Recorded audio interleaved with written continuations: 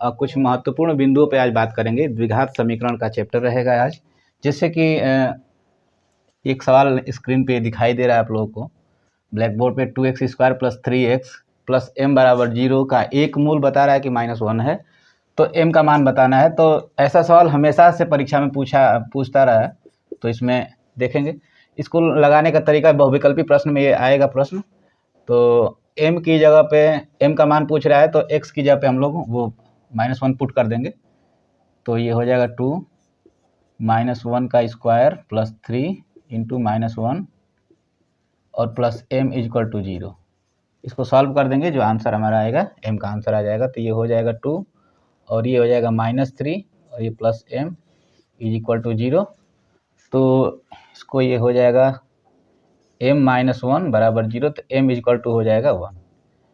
ऐसे ही सवाल परीक्षा में शुरुआत से भी आ रहे हैं और पिछली साल भी आया था। उसमें पिछली साल में एक प्रश्न था कि उसमें एक मूल उसका कह रहा था कि 1/2 है। तो ऐसे सवाल हमेशा से आते रहे हैं। अब हम लोग कुछ महत्वपूर्ण बिंदुओं पर बात करते हैं। द्विघात समीकरण के कुछ अच्छे बिंदु हैं, जैसे कि अगर दे दे विविक्तिकर से संबंधित कुछ सवाल दे दे, जिसे प्रकृति बताने वाला होता है कि प्रकृति मूलों से देख करके प्रकृति कैसे निर्धारित करें कि इस समीकरण की प्रकृति क्या है, इसके मूलों की प्रकृति क्या है। तो उसमें डी की जरूरत पड़ती है, जिसको हम लोग डिस्क्रिमिनेंट बोलते हैं। जैसे द्विघात समीकरण एक होता है, तो उसमें मान लीजिए कि ये द्विघात समीकरण है ax² + bx + c = 0। तो इसमें d बराबर निकालते हैं तो b² - 4ac होता है। तो d = होता है डिस्क्रिमिनेंट, यानी कि विविक्तिकर जिसको बोलते हैं। तो इससे हम लोग मात्र इतना करके इसको a बोलेंगे, ये b है, ये c है। मात्र इतना हम लोग कैलकुलेशन करके हम लोग बता सकते हैं कि इस मूलों की प्रकृति कैसी होगी। तो देखते हैं इसको कैसे होता है। इसमें थोड़ा सा हम लोग x का भी मान निकालने देखते हैं क्या होता है। ये -b होता है, प्लस माइनस करने में b² - 4ac / 2a होता है। ये श्रीधराचार्य मेथड होता है, इसको श्रीधराचार्य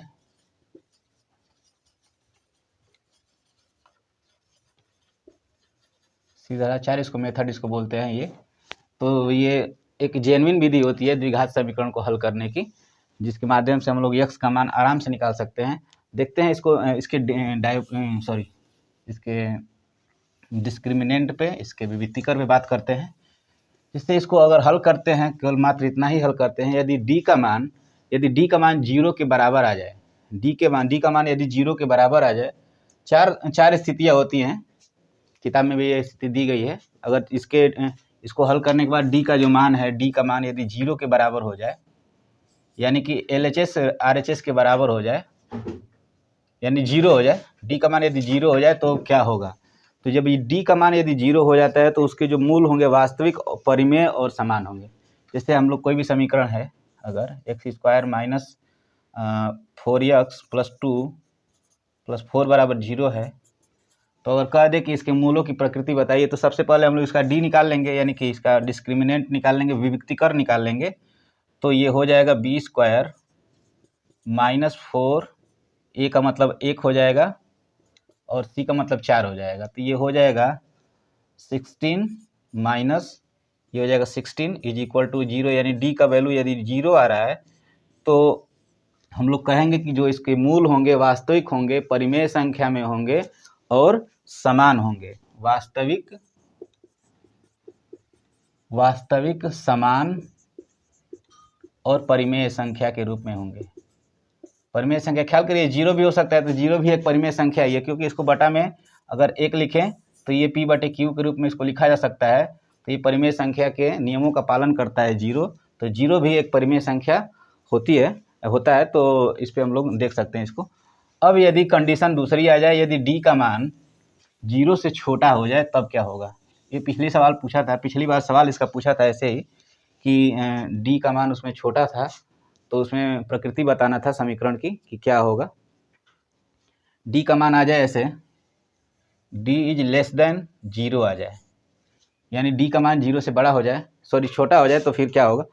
तो इसको देखते हैं। d का मान यदि ऋणात्मक, जब छोटा होगा तो ऋणात्मक ही होगा, क्योंकि जो भी संख्या होंगी 0 से छोटी होंगी, यानी कि ऋणात्मक होंगी। ऐसे अगर मान आ जाए, d का मान डी बराबर ऐसे मिलने लगे तो क्या होगा, तो ऐसे इसको लिखेंगे हम लोग। इसका जो मूल होगा डी का मान मतलब निकालने का मतलब ऐसे होता है, अंडर रूट अगर डी बराबर ऐसे बी स्क्वायर माइनस 4AC, तो इसका मान अगर इसमें निगेटिव अंक यदि आ जाएगा, मतलब नकारात्मक अंक आ जाएगा, जैसे मान लीजिए कि -1 ही आ गया अगर, तो -1 जब आ जाएगा तो इसका हम लोग वर्गमूल नहीं निकाल सकते हैं। कक्षा 10 की किताब का जो लिमिट है उसके अनुसार इसका हम लोग वर्गमूल नहीं कर सकते हैं। हालांकि इसका वर्गमूल करने के लिए दूसरी विधि होती है, एक सम्मिश्र संख्या इंटरमीडिएट में चैप्टर होता है, उसके माध्यम से इसको कर सकते हैं। लेकिन जो कक्षा 10th की कक्षा 10th की बात करें तो उसमें ये -1 का हम लोग वर्गमूल नहीं निकाल सकते हैं। तो इसलिए इसको हम लोग अवास्तविक इसको बोलेंगे कि इसके जो मूल हैं इसके अवास्तविक होंगे और काल्पनिक होंगे, यानी कि इसके जो मूल होंगे अवास्तविक और या तो काल्पनिक होंगे क्योंकि निगेटिव जो अंक होते हैं, नकारात्मक संख्याएं होती हैं, ऋणात्मक जो संख्याएं होती हैं, उनका हम लोग वर्गमूल नहीं निकाल सकते हैं। तो इसलिए इसका जो मूल होगा वो अवास्तविक होंगे, काल्पनिक होंगे। अब यदि बात करें डी का मान यदि 0 से बड़ा हो जाए, D is greater than 0, D is greater than 0, यानी डी का जो मान हो डी का जो मान है वो 0 से बड़ा हो जाए, तो उस कंडीशन में क्या होता है, जब डी का मान होगा तो 1 होगा, 2 होगा, बड़ा होगा तो 4 होगा, ऐसे करके ऐसे आएंगे। तो इस कंडीशन में जब डी का मान 0 से बड़ा होता है तो मूल वास्तविक होंगे, अपरिमेय भी हो सकते हैं और असमान भी हो सकते हैं। तो इसके जो प्रकृति होगी असमान, मूलों की प्रकृति असमान हो सकते हैं, वास्तविक हो सकते हैं और अपरिमेय संख्या भी हो सकती है। वास्तविक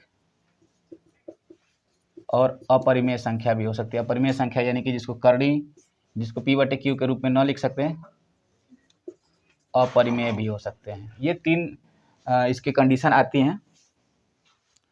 तो हम आशा करते हैं कि आप लोग को ये बात समझ में आई होगी।